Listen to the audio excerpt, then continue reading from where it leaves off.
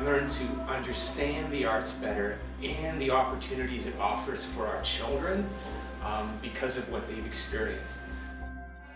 I think about things like creativity, innovation, and how critically important that is for our students, and how students can access and develop those kinds of skills through the arts. And so as a parent, I'm only too delighted. I know my daughters continue to benefit because of where they're going in their own academic and professional careers, in the direction and the opportunities, the doors it opens for them. And I would say of all subject areas, probably the arts would be the strongest when it comes to those 21st century learning skills that are so important for our kids today. So having Sarah in our second term, what I've noticed is by having an artist in the classroom, it really puts a face to the future of where they could see themselves, for those who are really interested in art, getting that personal time, those conversations with an artist. It means a lot to them, just having that person with background in the arts. It brings credibility not just to that student but to the classroom. So it was really nice to have that collaborative environment. The ideas that came into my classroom, the different activities that I can incorporate with other subject areas like language, and it gave me more confidence in my ability as a drama teacher. What kinds of changes did you see in your students as a result? They were more willing to stand in front of the class and open up, more confidence in their ability to speak in front of a group. Even during presentations in other subject areas, I've noticed a change. They're more confident.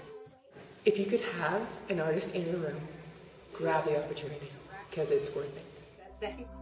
They were very engaged right from the word go. The first assignment that they had to do was they were working with sketch pencils, and just sort of understanding the differences in the softness and the hardness of the pencils and what they were able to do with it. And I think a lot of them were shocked when they went after the first project, and they were asked to sort of look at some images, and then they weren't allowed to go to a computer and pull off an idea of the computer that they were going to copy. But some of them were shocked.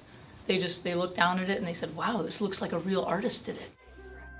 So the two kids that come to my mind, one is a little girl. She has not really participated in gym at all during the actually all year. She's not a big fan of coming in here.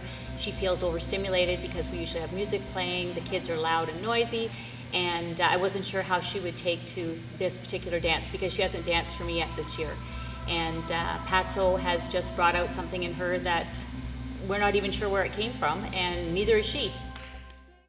The other story is of a young boy who is in grade 8, and typically grade 8 boys are not so inclined to like to dance at all, and he has totally embraced it too. One day he was not really doing anything, and Patso approached him and said that he was dancing as a warrior, and that was almost all it took. The light bulb went on, and he is also 100% involved in the dance and is setting an example for all the other boys.